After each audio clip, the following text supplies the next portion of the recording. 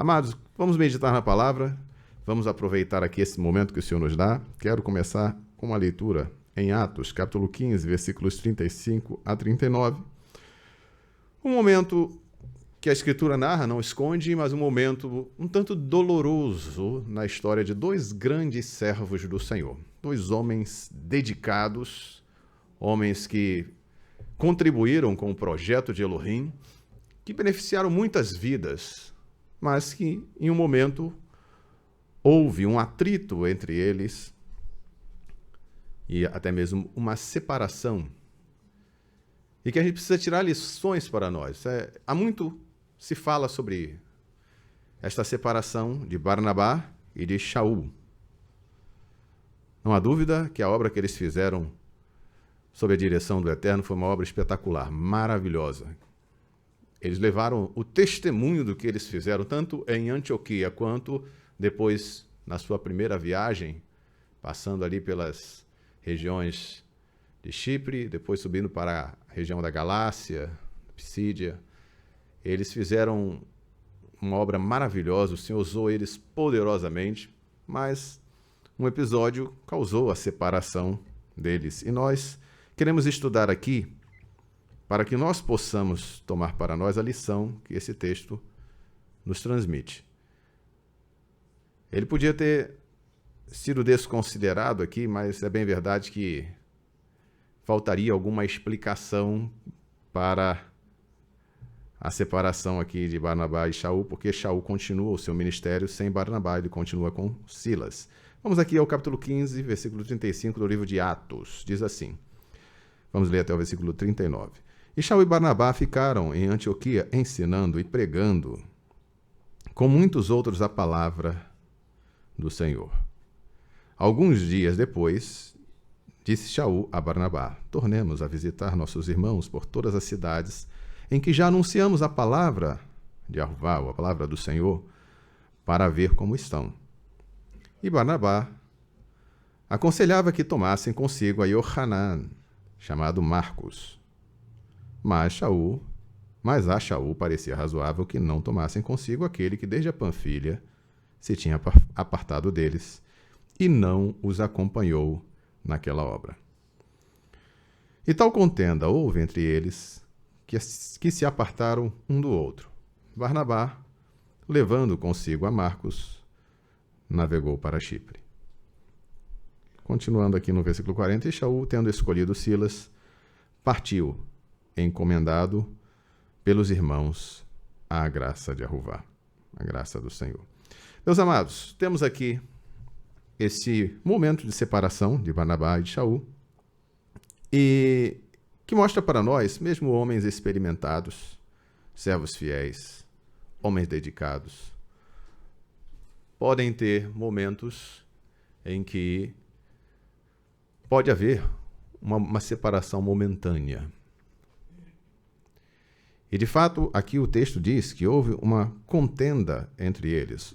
Tal contenda, ou tal divergência entre eles, que se apartaram um do outro. Qual era a causa central desta divergência? Johanan era sobrinho de Barnabá.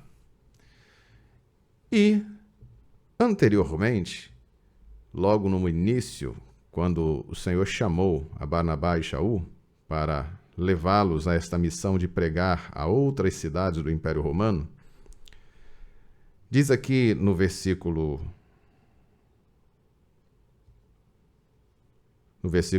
capítulo 13, versículo 1. Vamos ler juntos aqui o capítulo 13, versículo 1. Na assembleia que estava em Antioquia havia alguns profetas e doutores, a saber, Barnabá, Shimon, chamado Níger, e Lúcio de Cirene e Menahem, que fora criado com Herodes, o tetrarca, e Shaul. E servindo eles a Jeová e jejuando, disse o Espírito Santo: Apartai-me a Barnabá e a Shaul para a obra que os tenho chamado. Então, jejuando e orando e pondo sobre eles as mãos, os despediram. E assim, estes, enviados pelo Espírito Santo, desceram a Seleucia, e dali navegaram para Chipre. Vejam, amados, diante desse chamado, nós observamos que Shaul e Barnabá estavam dispostos, bem dispostos. Eles estavam encaminhados pela ordem do Senhor, agora prosseguindo naquela viagem, começando ali por Chipre. Inclusive, Chipre era o local onde Barnabá tinha nascido. Barnabá conhecia bem a ilha de Chipre, ele começa pela ilha de Chipre e o Senhor começa realizando obras maravilhosas ali em Chipre, e depois eles prosseguem em viagem. Nesse momento, Marcos acompanha eles, acompanha nesse período inicial. Ele vai estar cooperando. Deixa eu pegar o versículo aqui para a gente mostrar para os irmãos.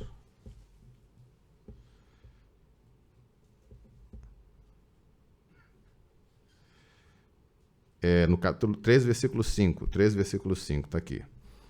E chegados a Salamina, anunciavam a palavra de Elohim nas sinagogas dos Yehudim, e tinham também Yohanan como cooperador. Yohanan estava cooperando com eles. Contudo, ele permaneceu durante todo o período de viagem na ilha de Chipre, mas quando eles partiram de Pafos, diz aqui no versículo 13, partindo de Pafos, Shaul e os que estavam com ele chegaram a Perge, na Panfilha. Mas Yohanan, apartando-se deles, voltou para Jerusalém. Então, Yohanan, embora ele não tivesse sido chamado especificamente por Elohim para aquela obra, o que aconteceu? Barnabá o levou consigo, e Shaul, no primeiro momento, não teve nenhuma objeção. Eles fizeram a viagem começando pela ilha de Chipre. Na ilha de Chipre realizaram ali a obra do Senhor. Quando deixaram a ilha de Chipre, eles aportaram aqui no versículo, aportaram na Panfilha, Perge, na Panfilha. Ali, Yohanan retorna para Jerusalém, enquanto eles continuam viagem, seguindo ali para a região da Psídia, Antioquia da Psídia, que é a cidade onde eles vão pregar. Então vejam, amados, no primeiro momento foi isso que aconteceu, e agora, nesta segunda oportunidade, quando eles decidem, vamos voltar para visitar os irmãos que estivemos lá nesta viagem, a obra que nós realizamos, vamos ver como eles estão. E aí Shaul não concorda que eles levassem Yohanan. E Barnabá achava que eles deveriam levar Yohanan. Quem é que estaria com a razão? E qual seria a providência adequada a se tomar? Onde há divergência, quem soluciona a divergência? Quem deveria dar a palavra final a respeito da ida ou não ida de Yohanan? Isso é muito importante, porque quando você está fazendo uma obra para você pode escolher o profissional que você quer fazer a obra, você pode determinar, conforme o seu gosto, os materiais, as cores, as formas, os tamanhos, porque a obra é para você. Mas quando você está fazendo a obra para Elohim, você tem que ter clareza da parte de Elohim com a vontade dele. Quando o Senhor determinou a construção do tabernáculo, da morada no deserto, era uma grande tenda onde eles estariam colocando a arca do Senhor, todos aqueles utensílios que seriam para o serviço a Elohim. O Senhor não deixou a critério de Moshe dizer como seria a arca, como seria o tabernáculo, como seria a menorá, a mesa de pães, o altar do incenso, o altar que ficava fora, o altar do sacrifício, o pátio, nada disso ficou a critério de Moshe. Tudo foi determinado por Elohim. E também não ficou a critério de Moshe quem seriam os trabalhadores, ou pelo menos aqueles que comandariam aquela obra. Ele determinou que fosse Betsaliel e Oholiabe, que receberam o Espírito do Senhor para estarem aptos a realizar aquele serviço. O Senhor determinou a obra, deu capacidade aos homens que estariam comandando, realizando aquela obra, e depois daquela obra pronta, o Senhor vai manifestar a sua aprovação ou não. Na inauguração do tabernáculo da morada no deserto, O Senhor encheu aquela casa de tal maneira que ninguém podia entrar naquele lugar, como sinal claro de que ele estava satisfeito com o que havia sido feito, conforme o modelo que ele estabeleceu. Um pouco antes, a gente vê a construção da arca, a arca de Noé. Quando o Senhor determinou que haveria de vir o dilúvio sobre a terra, ele mandou que Noé construísse a arca e determinou o projeto para Noé construir. Não ficou a critério de Noé o tamanho, não ficou a critério de Noé quem o acompanharia naquela arca. O Senhor disse quais seriam os animais que iriam, dos animais puros, dos animais impuros, a família de Noé, e o próprio Elohim fechou a porta e ninguém mais poderia entrar, além daqueles que já tinham sido conduzidos para entrar. E assim veio a chuva sobre a terra. E aquela arca, segundo o modelo estabelecido por Elohim, foi ela que preservou os que estavam dentro dela. Então a obra que o Senhor determina deve ser realizada conforme a direção e a aprovação de Elohim. E nesse momento havia essa divergência. O texto não deixa isso tão claro, mas ao que parece, era uma questão mais de vínculo familiar do que propriamente de uma questão de disponibilidade para ouvir a Elohim. O que não quer dizer que mais adiante Yohanan não se torne um grande cooperador de Shaul, porque Marcos foi sim um cooperador de Shaul, citado nas suas cartas inclusive. E o próprio Barnabá também é citado posteriormente por Shaul, na carta aos Coríntios. Dá até uma impressão de que os dois, em algum momento, tiveram algum outro contato, né? Então é importante que nós vejamos que lição o Senhor quer nos transmitir aqui e como nós precisamos estar apercebidos, porque somos seres humanos. Podemos, em algum momento, enfrentar situações como esta. E como nós precisamos reagir? Como nós devemos nos portar diante da missão que o Senhor confiou a nós? Como devemos trabalhar os nossos sentimentos, as nossas reações? O que deve prevalecer ao final nas nossas decisões? Muito bem. Para a gente resgatar um pouco mais a história deles, nós vamos voltar aqui ao primeiro momento em que a Escritura fala sobre Barnabá. Barnabá, ele pertencia aos salvos, aos discípulos do Senhor Yeshua, antes de Shaul. No livro de Atos, capítulo 4, versículo 36, consta o primeiro momento em que Barnabá é citado aqui nas Escrituras. Voltando um pouquinho antes, quando esse capítulo 4 que mostra um pouco como estava a Assembleia em Jerusalém, diz aqui no versículo 33, e os emissários, ou os apóstolos, davam com grande poder o testemunho da ressurreição do Senhor Yeshua, e em todos eles havia abundante graça. Não havia, pois, entre eles necessitado algum, porque todos os que possuíam herdades ou casas, vendendo-as, traziam o preço do que fora vendido e o depositavam aos pés dos emissários, dos apóstolos. E repartia-se a cada um segundo a necessidade que cada um tinha. Então, Yosef, também chamado pelos emissários Barnabá, que significa filho da consolação, levita, natural de Chipre, possuindo uma herdade, vendeu-a e trouxe o preço e depositou aos pés dos emissários, dos apóstolos. Então veja que Barnabá era uma pessoa que já estava aqui demonstrando a sua entrega, o seu cuidado para com a Assembleia do Senhor, seu empenho em ajudar os irmãos, até com os seus bens ele estava fazendo isso. O nome dele era Yosef. Barnabá era como ele era chamado lá pelos discípulos. Então Barnabá já vinha realizando esse serviço. Vê que logo depois, no capítulo 5, entra aquele caso de Ananias e Safira. Vê que Barnabá fez isso de coração inteiro, e isso, de alguma maneira, atraiu o olhar de Ananias e Safira para também fazer o mesmo e ganhar para si nome, para ganhar para si a atenção. E isso foi a causa da destruição deles, inclusive. Triste a realidade deste casal. Os dois pereceram e houve grande temor na Assembleia quando ouviram o relato do que aconteceu com Ananias e Safira, Hananiah e Shapirá. Então, amados, esse é o primeiro momento em que Barnabá aparece no relato da Escritura. Agora, veja, era um homem comprometido com a Assembleia do Senhor, com o reino. Era um homem que estava disposto, inclusive, a se doar para ver os irmãos beneficiados, atendidos nas suas necessidades? Era. E o Senhor viu isso. Mais adiante um pouco, nós vamos observar que Barnabá teve um papel fundamental no auxílio a Shaul.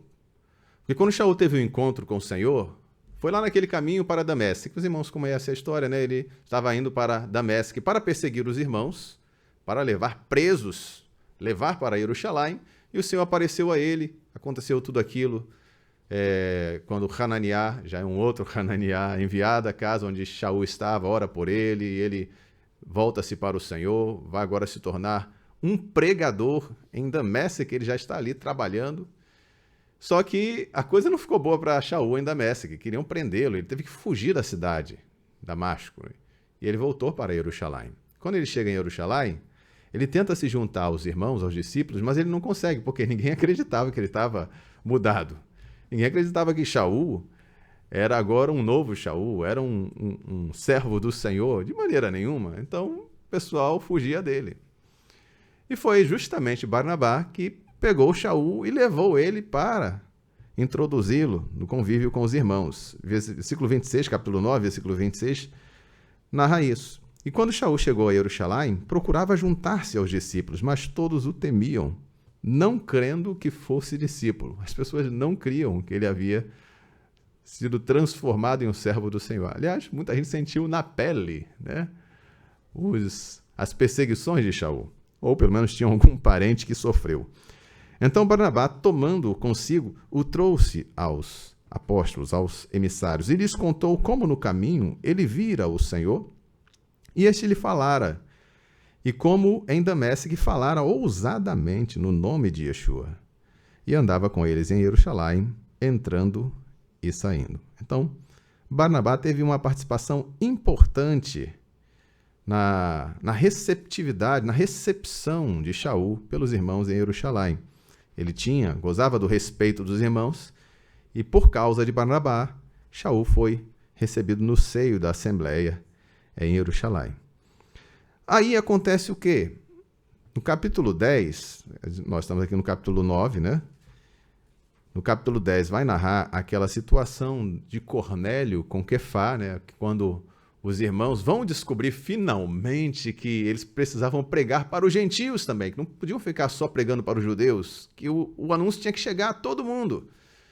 E Quefá foi o escolhido por Elohim para levar esta advertência, esta revelação para os irmãos. E aí no capítulo 10 acontece aquele episódio com Cornélio. Cornélio, sendo ele um gentio, recebe Quefá na sua casa, o Espírito Santo vem sobre ele, todos aqueles que estavam na sua casa são cheios do Espírito Santo. E no capítulo 11, nós vemos que os irmãos de Jerusalém vão buscar uma explicação de Quefá, porque que ele tinha entrado na casa de um gentio. E aí Quefá vai esclarecer a todos, olha, o que aconteceu foi isso, eu estava tendo uma visão, o Senhor me mostrou que eu não deveria considerar impuro aqueles que ele havia santificado.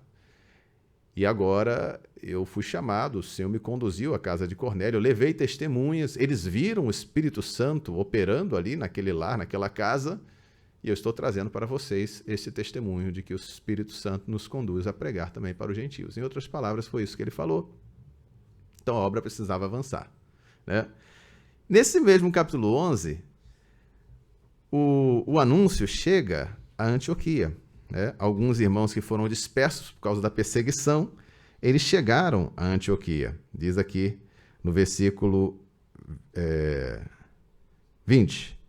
E havia entre eles alguns varões de Chipre e de Cirene, os quais, entrando em Antioquia, falaram aos gregos, anunciando o Senhor Yeshua. E a mão do Senhor era com eles, e grande número creu, e voltou-se para o Senhor. E chegou a fama destas coisas aos ouvidos da Edá que estava em Jerusalém. E enviaram para lá quem? Barnabá. Enviaram Barnabá até a Antioquia. Então, Barnabá, vai lá, Barnabá. Aliás, quem pregou para esses que estavam em Antioquia, eram homens de Chipre, né? De onde também Barnabá era. Então, foi encaminhado Barnabá para aquela missão de ajudar os irmãos ali. Quando Barnabá chegou lá, diz aqui, versículo 23, quando chegou e viu a graça de Elohim, se alegrou e exortou a todos que com firmeza de coração permanecessem no Senhor. Porque era homem de bem, cheio do Espírito Santo e de fé, e uma grande multidão se uniu ao Senhor. E partiu Barnabá para Tarso, a buscar Shaul. E achando-o, conduziu para Antioquia. O que Shaul estava fazendo em Tarso? Shaul fugiu para Tarso porque, quando ele foi para Jerusalém, ele esteve ali um período com os irmãos, naquela época em que Barnabá o introduziu ali à Assembleia em Jerusalém, ele permaneceu um período ali, mas os judeus em Jerusalém quiseram matá-lo, então ele teve que fugir, e ele fugiu para Tarso, sua terra natal. Barnabá, sendo enviado para Antioquia, chegou ali, viu a operação do Senhor, maravilhoso, e só preciso de um colaborador, preciso de alguém como Shaul. Foi até Tarso para buscar Shaul e para ficarem ali realizando aquela obra. Então veja que o vínculo deles era um vínculo que tinha uma relação bonita, né? Como Barnabá recebeu Shaul, como ele chamou Shaul, trouxe ele para o serviço, ajudou ele em Jerusalém, reconheceu a obra que ele fez em Damasco, trouxe ele para Antioquia para cooperar naquele trabalho, e Shaul, ali em Antioquia, vai ser um grande instrumento nas mãos do Senhor também. Aqui mesmo no capítulo 11, no versículo 26, eles estavam ali servindo em Antioquia, diz aqui no versículo 26, e sucedeu que todo um ano se reuniram naquela assembleia e ensinaram com uma grande multidão. Em Antioquia foram os discípulos pela primeira vez chamados, aí colocam cristãos, né? Meshichim, né? Meshichim. Não há nem comprovação, nem histórica, né? De que a língua prevalente em Antioquia fosse grego. Enfim, né? Mas esse é um assunto para outro momento. Mas foram chamados pela primeira vez Meshichim. Naqueles dias, desceram profetas de Jerusalém para Antioquia, e levantando-se um deles, por nome Hagav, ou Ágabo, como está nas versões, dava a entender pelo Espírito que haveria uma grande fome em todo o mundo. E isso aconteceu no tempo de Cláudio César, e os discípulos determinaram mandar, cada um conforme o que pudesse, socorro aos irmãos que habitavam em Yehudá. O que eles, com efeito, fizeram, enviando aos anciãos por mão de Barnabá e de Shaul. Então veja, agora já aqui um outro trabalho que eles realizaram juntos. Já estavam trabalhando juntos em Antioquia. Shaul foi trazido de Tarso para colaborar com Barnabá ali, e agora, tomando ciência dessa fome que haveria sobre a terra, sobre Yehudá em específico, eles vão prover o socorro, vão enviar ajuda para a Assembleia em Jerusalém. Coisa bonita, né? Quando os irmãos de Jerusalém souberam da necessidade em Antioquia, enviaram Barnabá para socorrer, para ensinar, para ajudar aqueles irmãos. Agora que eles estavam comendo, tendo o alimento para se desenvolverem, né? Agora eles enviam socorro para os irmãos em Yehudá. Essa interação bela. E Barnabá e Shaul estavam nesse trabalho. Depois disso, é que lá no capítulo 13, aqui no capítulo 12, vai falar um pouco sobre aquela questão de Quefá preso por Herodes, né? Toda aquela tentativa de matar. Mataram já a Yaakov, depois queriam matar Quefá. E lá no finalzinho, no capítulo 13, versículo 25, já é Barnabá e Shaul voltando. Havendo terminado aquele serviço, eles foram levar o socorro aos irmãos em Yehudá, voltaram de Jerusalém, levando também consigo a Yohanan, que tinha por sobrenome Marcos, né? Então, veja como as coisas foram acontecendo. Eles foram trabalhando juntos. Nesse intervalo de tempo aqui no capítulo 12, Quefá foi preso, lembra? Ele foi preso. A intenção de Herodes era matá-lo no dia seguinte, não é isso? E a Assembleia fazia constantes orações, não é isso? E onde é que eles estavam fazendo constantes orações? Vamos voltar aqui só para a gente situar. Deixa eu achar aqui o versículo. No versículo 12. E considerando ele nisso, foi à casa de Miriam, mãe de Johanã, que tinha por sobrenome Marcos, onde muitos estavam reunidos e oravam. Olha o que está acontecendo nesse intervalo de tempo. Quando Shaul e Barnabá partem de Antioquia para levar o suprimento para Jerusalém, Quefá foi preso e estavam fazendo a oração na casa de Johanã, chamado também de Marcos. Quefá foi liberto pelo Senhor, o mensageiro do Senhor, foi enviado, tirou ele da prisão, eles ficaram até assustados, não sabiam, achavam que era uma visão, né? Mas era Quefá lá, em carne e osso. E depois desse livramento, Johanã, fala aqui no final, a Shaul e Barnabá voltam para Antioquia. Né? E eles já voltam com quem? Com Johanã Marcos, que era sobrinho de Barnabá. Então, todas essas situações que a gente vai observando aqui são importantes para a gente ver que a caminhada destes homens foi uma caminhada que eles viveram experiências. Né? Eles tinham uma participação antes mesmo de serem enviados para outras cidades do Império Romano. Antes de eles começarem aquelas viagens missionárias, eles já vinham trabalhando, vinham empenhados no serviço ao Eterno. Então, chegamos então, finalmente, ao capítulo 13, que é o chamado deles, aqui no início do capítulo 13.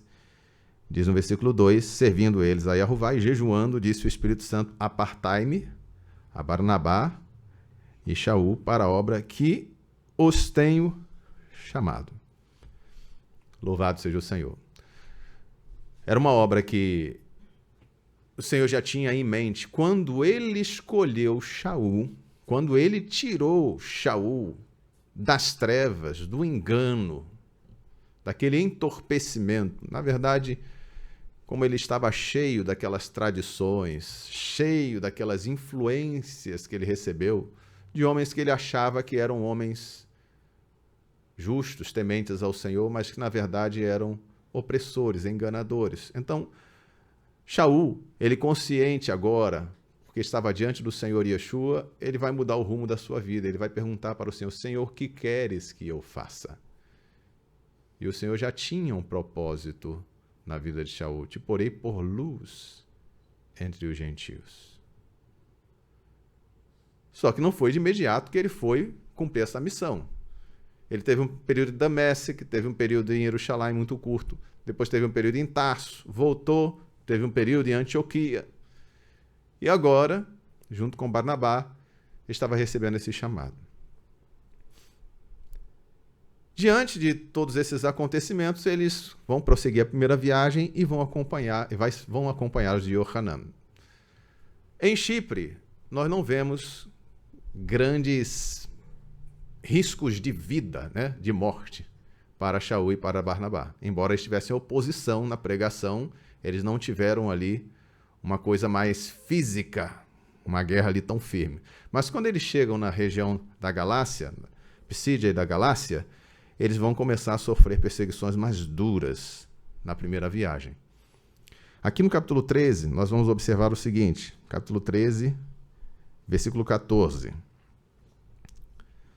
Já tinham passado por Chipre, saindo de Perge. Perge foi o lugar de onde Johanã deixou eles, não foi isso? Perge, Johanã voltou para Jerusalém, e Quefá e Johanã,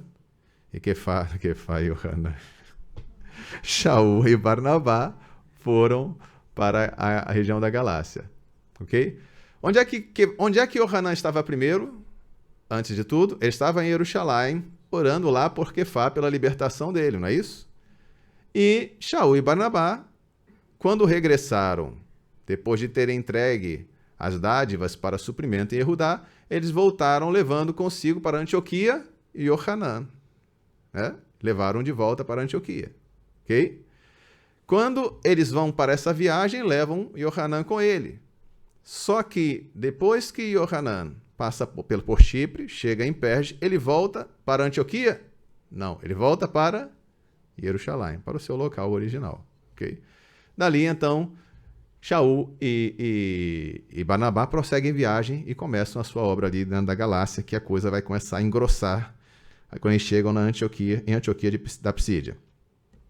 Entrando na sinagoga, num dia de Shabat, assentaram-se e depois da lição da Torá, versículo 15, e dos profetas, lhes mandaram dizer os principais das sinagogas: varões, irmãos, se tendes alguma palavra de consolação para o povo, falai. E Shaul deve ter pensado: maravilha, uma oportunidade de falar do Senhor Yeshua. Se aqueles anciãos eram homens sinceros, devem ter ficado muito felizes com a mensagem que Shaul tinha para transmitir. Agora, aqueles que não eram devem ter ficado porque nós demos a oportunidade para este homem, né? E levantando-se Shaul, pedindo silêncio com a mão, disse: varões israelitas e os que temeis a Elohim, ouvi. Ele começa a falar, não vai dar tempo de a gente ler tudo aqui, e vai entrar aqui na questão da casa de Davi, né, da promessa do rei, do ungido. E aqui no versículo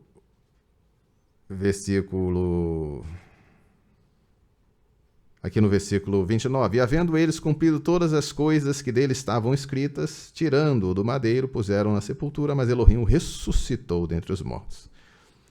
E ele por muitos dias foi visto e subiram, pelos que subiram a ele, da Galiléia, de Galil, a Jerusalém, e são suas testemunhas para com o povo. E nós vos anunciamos que a promessa que foi feita aos pais, Elohim a cumpriu a nós, seus filhos, ressuscitando a Yeshua. Então a pregação acerca do ungido estava sendo feita.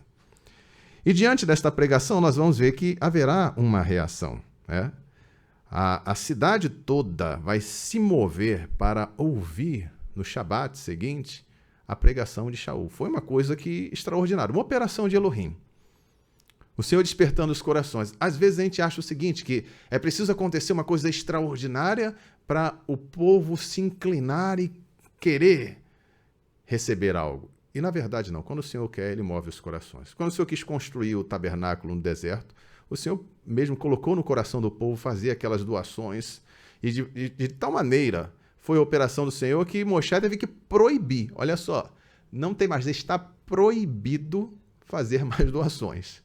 Chega, não dá mais. Guardem aí, a gente fica para outra coisa, uma outra situação. Agora estão proibidos de doar. Só assim para o povo se deter. Tal foi a operação no coração, né? De tal maneira que eles se dedicaram mesmo àquela obra. Então a cidade, ela foi movida pelo Senhor, pelo Espírito do Senhor, de uma maneira tal que quase toda a cidade estava reunida para ouvir eles no Shabat seguinte. E aqueles homens que inicialmente tinham recebido bem a palavra, se encheram de inveja. E aí começaram os problemas, né? E aí ele fala, né, no versículo 45 aqui: então os Yehudim, vendo a multidão, encheram-se de inveja e, blasfemando, contradiziam o que Shaul dizia. Mas Shaul e Barnabá, usando de ousadia, disseram: era mister que a vós se vos pregasse primeiro a palavra de Elohim, mas visto que a rejeitais e vos não julgais dignos da vida eterna, eis que nos voltamos para os gentios. E aí ele fala aqui, aquela passagem que já citei: porque assim o Senhor nos ordenou, eu te estabeleci como luz dos gentios, a fim de que sejas para a salvação até os confins da terra. E os gentios, ouvindo isso, alegraram-se e glorificaram a palavra do Senhor e creram todos quantos estavam ordenados para a vida eterna. Mas, versículo 50, os Yehudim incitaram algumas mulheres tementes e honestas e os principais da cidade, e levantaram perseguição contra Shaul e Barnabá e lançaram fora dos seus limites. Então, atenção aqui. Esse primeiro momento, eles tiveram lá a oposição dos judeus, mas o que eles fizeram foi expulsar Shaul e Barnabá do seu território, né? Pelo menos ninguém bateu, ninguém espancou, ninguém prendeu, expulsaram. Então eles vão para Icônio. Quando eles chegam em Icônio, também vão estar ali trabalhando, operando as maravilhas do Senhor. No capítulo 14, versículo 4, vai haver ali também uma operação do Senhor, sinais maravilhosos que o Senhor vai realizar, está aqui no versículo 3. E no versículo 5 diz assim: havendo um motim, tanto de judeus como de gentios, Yehudim como de gentios, com os seus principais para os insultarem e apedrejarem. Sabendo eles, fugiram para Listra e Derbe. Então ele passou por Antioquia, chegou a Icônio. Quando chega a Icônio, ele também, a operação do Senhor, sinais e prodígios acompanhando, o povo ficando admirado de todas aquelas maravilhas. Só que dessa vez já há um motim para o expulsarem apenas? Não, para o apedrejarem. Então o caldo está engrossando. E aí eles fogem, saem de Icônio, vão para Listra e Derbe, né? Chegam a Listra, e quando chegam aqui à cidade de Listra, já aqui no versículo 8, e estava sentado Listra certo varão, leso dos pés, coxo, desde o seu nascimento, o qual nunca tinha andado.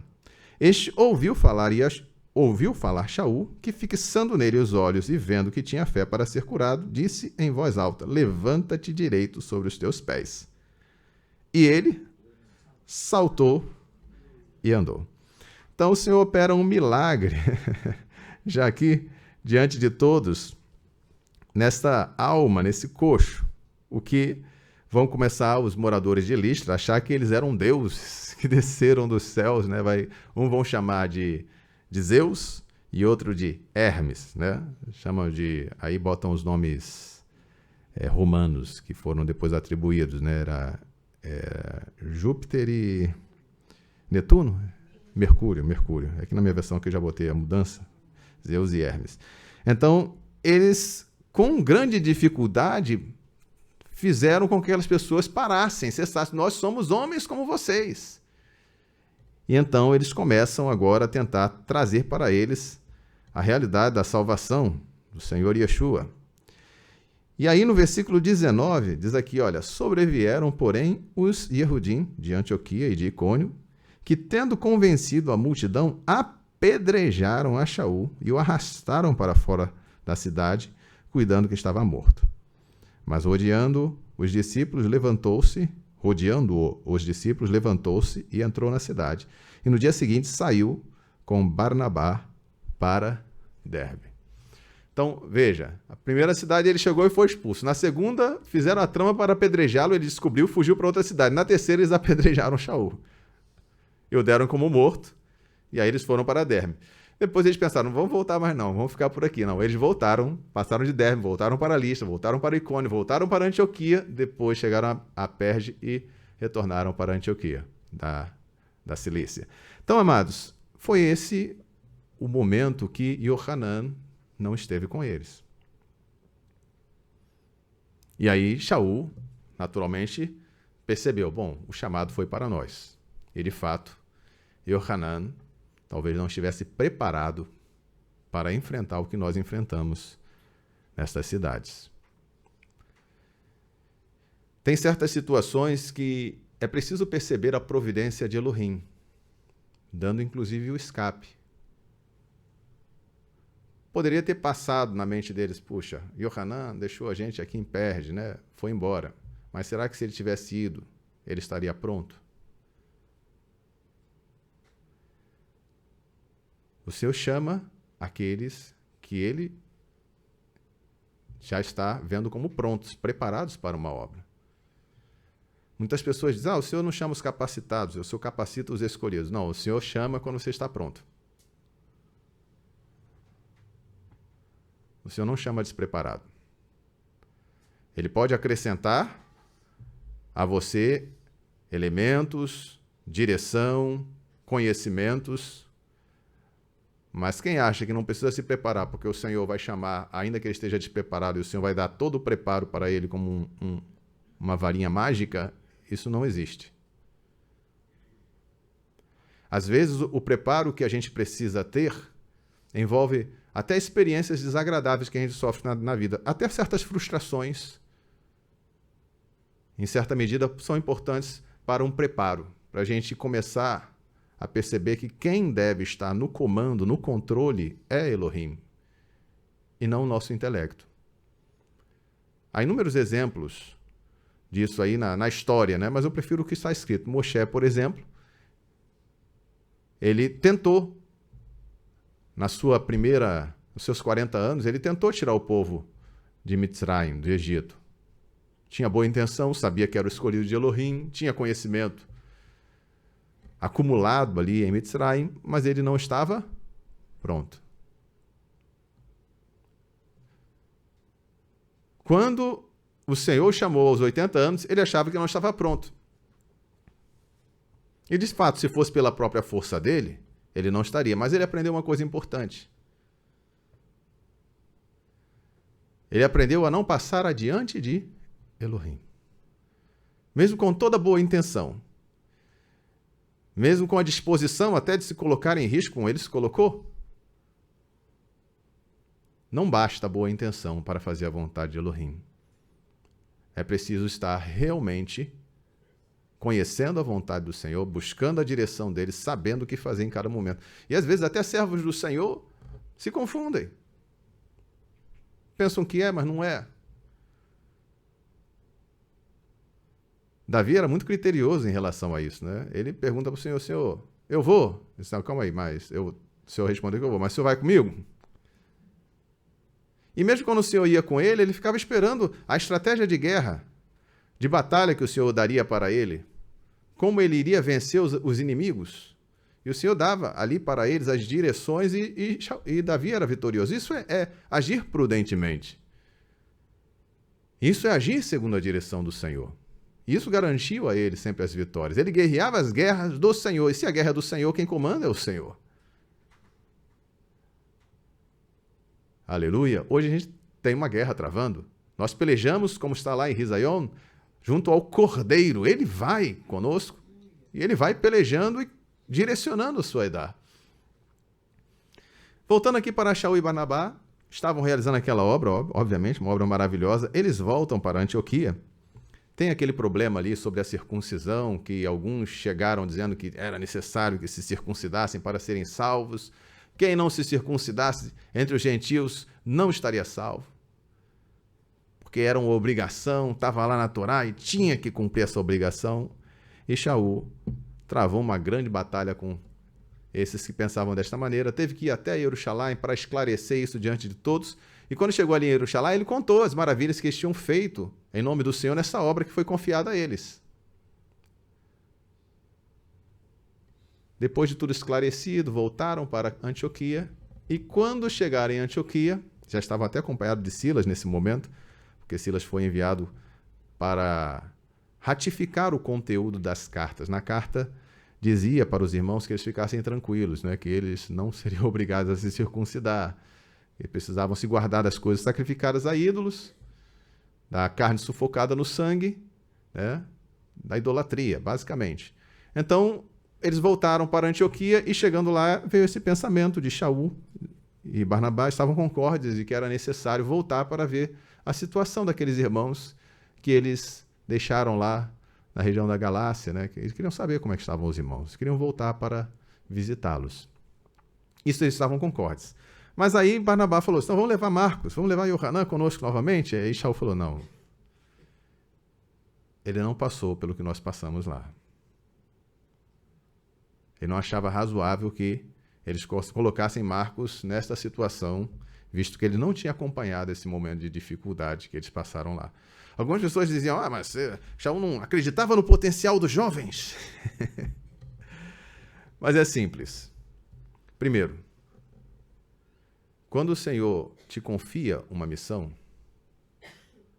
você não deve querer arrastar outras pessoas para uma missão que o Senhor te deu. Você precisa de um cooperador? Então, vá até o Senhor. Se ele confiou a você a missão, você pode perguntar ao Senhor: posso lançar mão deste cooperador para estar comigo? Isso é uma decisão importante. É muito comum você ouvir hoje pessoas falando: sabe por quê? O Senhor me mandou ir até lá e eu vou o quê? Você vai comigo para me ajudar? Porque é uma obra importante. Chega lá, não tem nada.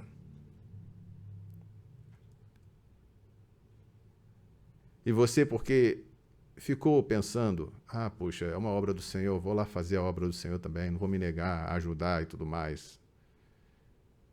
Na verdade, a pessoa é descuidada, usa o nome do Senhor para fazer uma coisa que ela imagina, te envolve num trabalho, gasta a tua energia e, no final das contas, ao invés de pedir perdão porque te encaminhou erroneamente, sabe? Eu pensei que era o Senhor, mas realmente me desculpa, foi um pensamento que acabou sendo meu, foi uma falta de discernimento da minha parte. Ela nem se dá o trabalho de te pedir perdão por ter usado o nome do Senhor de maneira errônea. Ninguém está imune a cometer uma falha, né? Enquanto nós estamos aqui nesta terra, podemos sim confundir. Pode ser que um sonho que tenha sido de perturbação seja levado como um sonho, uma revelação. Pode ser que uma palavra que tenha sido até usada pelo adversário para nos confundir e a gente, tomando como uma palavra vinda do Senhor, nos levar a uma decisão errada. Mas é preciso buscar agir sempre com a certeza do que o Senhor está dizendo ou não. Gideon fez isso, né? O Senhor o comissionou para livrar o povo de Israel. Era um varão valoroso, ele tinha coragem, mas era um homem também prudente. Ele sabia que as forças israelitas não eram preparadas, capazes naquele momento de vencer os midianitas. Mas o Senhor falou com ele. O Senhor o chamou. E aí ele tocou o chofar, o Espírito do Senhor veio sobre ele, tocou o chofar, já tinha feito aquelas provas também do velo de lã. E aí veio aquela multidão de pessoas, 32 mil homens, eram bastante homens, embora fossem em número menor, e Gideon, ele fala, olha, volta os covardes e medrosos. Alguém teria dito, olha, Gideon, vamos fazer pelo menos um número, né? Porque senão fica difícil. Dos 32 ficam 10. Agora vamos beber água. Vamos lá no riacho. Aí a maioria dos homens mergulha de cara na água, bebendo igual um cachorro. Esse daí está tudo despreparado. Leva só os que pegaram a água levando a boca, com a mão à boca. 300. Separou em 2 grupos, 300 e 970. Os 970 falou, e aqueles ali foram descartados. Mal sabia eles que os descartados eram eles. Aí ele fala, os 970 podem voltar. Aí os 970 deve falar assim, eu que não quero ir com um homem desse, é um maluco. Fiquem vocês. Seguir a direção do Senhor, muitas vezes, segundo a ótica do mundo, do homem natural, é uma loucura. E Gideon tinha esse receio, né? Até o Senhor usar a boca dos seus próprios adversários para testificar o que haveria de acontecer. Deu um sonho a um inimigo, ele chegou lá pela manhã cedinho, ouviu os inimigos conversando entre si, falando que a espada de Gideon daria sobre aquele acampamento. E foi o que aconteceu, a gente sabe a grande vitória que o Senhor deu a Gideon. Mas tudo foi conforme a direção do Senhor. Ele buscou a direção do Senhor e prosseguiu, dando os passos até alcançar aquela grande vitória. E Shaul, quando chega a este momento, ele já está vendo como a coisa está acontecendo. Ele já está vendo a escalada de oposição do inimigo. Ele chegou na primeira cidade, expulsaram da cidade. Na segunda cidade, tentaram fazer uma trama contra ele. Na terceira cidade, conseguiram apedrejá-lo. Então, ele não estava esperando facilidades. Ele estava esperando a oposição. E nessa segunda viagem, com Silas, ele passa pela Galácia, tudo bem, tranquilo, consegue. Depois ele vai para a Macedônia. Quando ele chega na primeira cidade da Macedônia, ele vai parar na cadeia. Depois de ter sido açoitado. E amarrado, e preso ao tronco. Ficou lá, agarrado lá com Silas, e cantando e louvando ao Senhor. À meia-noite, as prisões são arrebentadas, né? Há um terremoto e aquela cadeia, aquela prisão é arrebentada.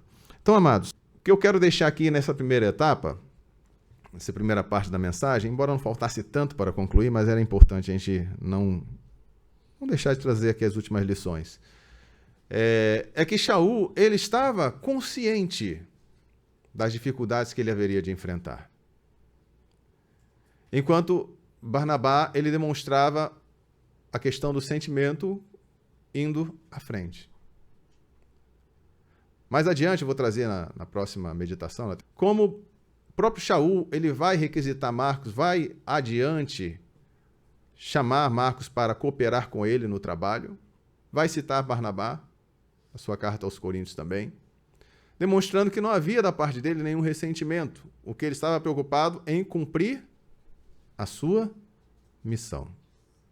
O objetivo de vida de Shaul era cumprir a sua missão, não que não fosse o de Barnabá, mas muitas vezes você tem no seu caminho certas situações que você tem que saber lidar para que nada te desvie do propósito de Elohim. Se o Senhor te chamou para algo, se o Senhor te encomendou uma obra para realizar, então lute para chegar ao fim daquela obra.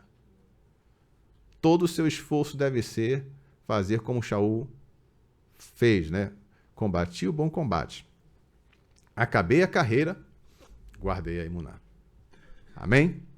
Então vou deixar essa parte aqui e a gente vai refletindo sobre isso.